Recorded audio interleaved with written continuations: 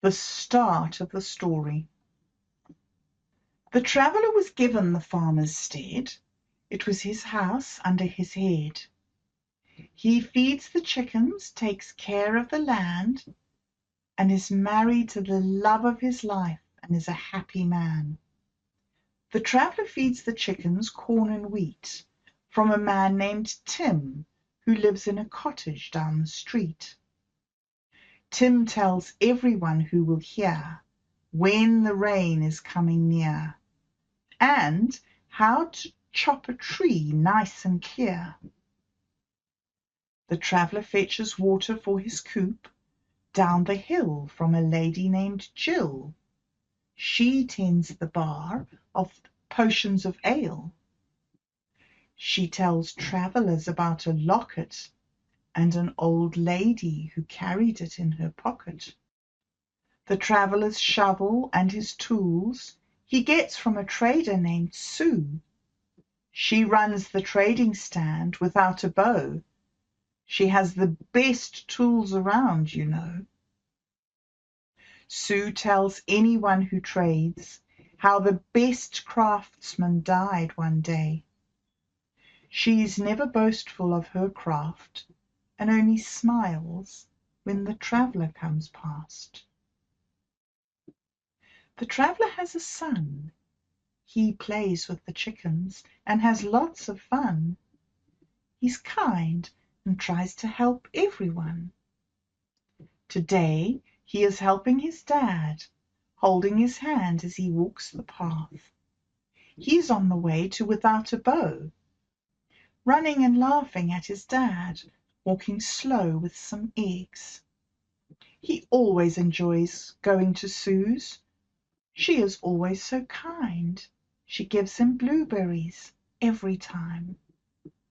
He likes to play in her patch and catch lightning bugs. He never leaves Sue's without a hug.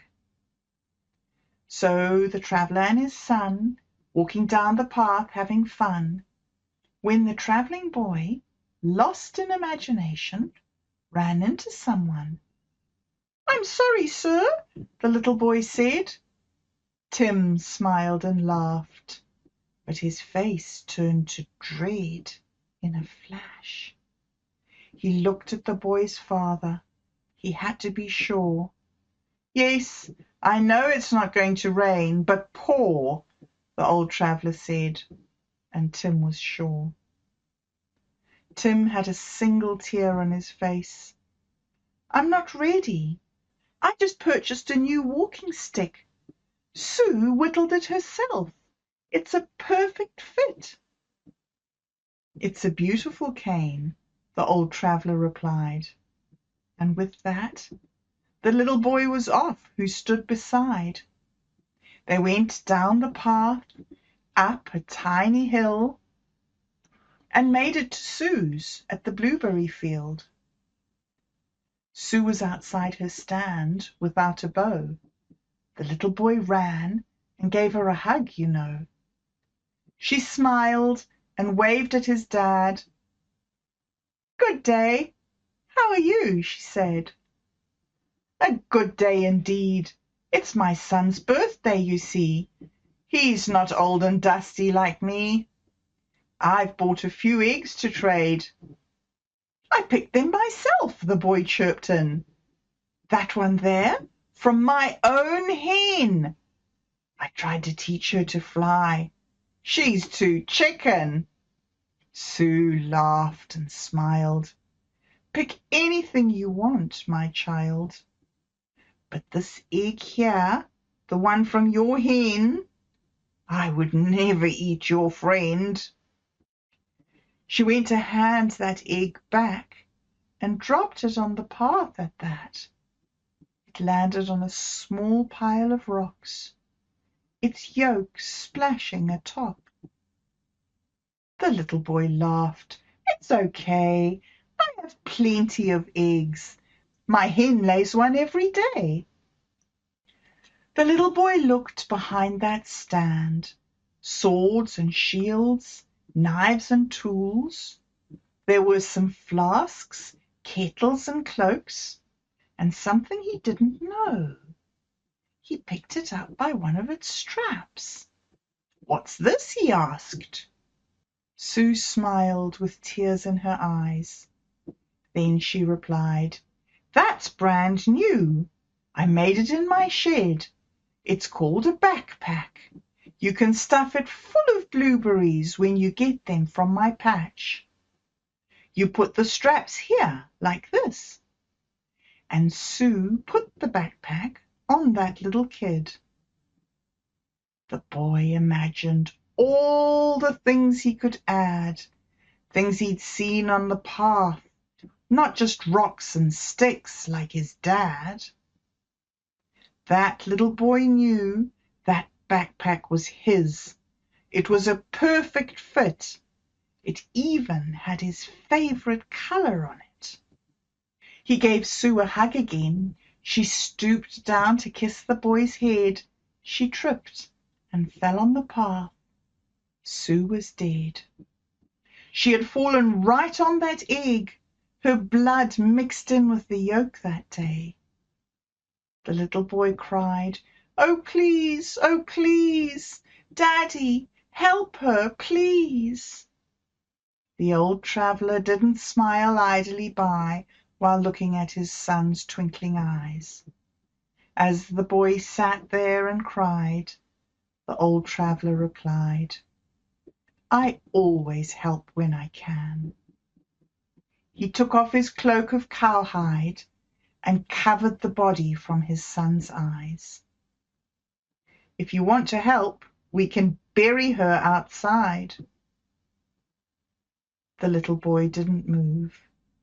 He sat and cried for an hour or two, tears pouring from his face, making a puddle as if it had rained.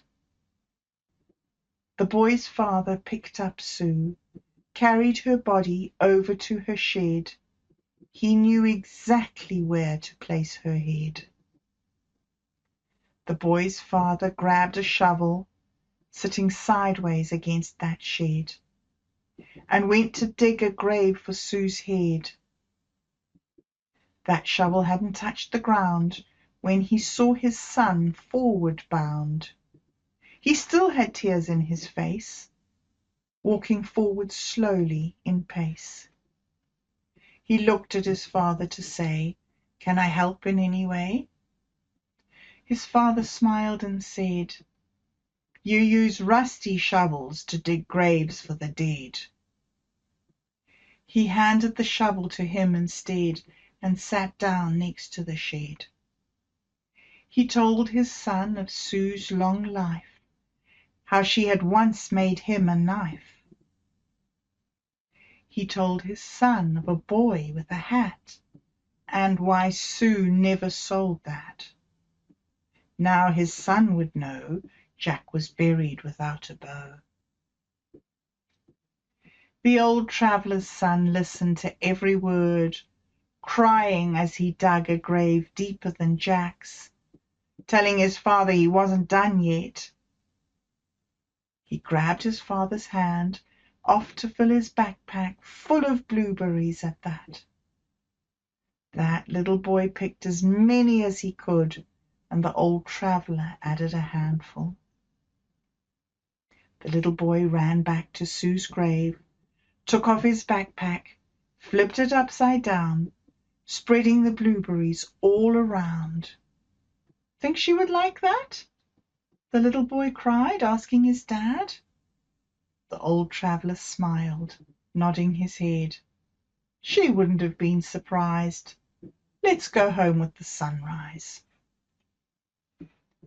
The sun rose over that blueberry field as the boy and his father walked towards the path. The old traveller enjoyed the breeze as it passed, his son carrying his new empty backpack. At the top of the little hill a duck walked by. The little boy walked like the duck down the hill. "Imagine having to walk like that!" He smiled and laughed. They reached home at last.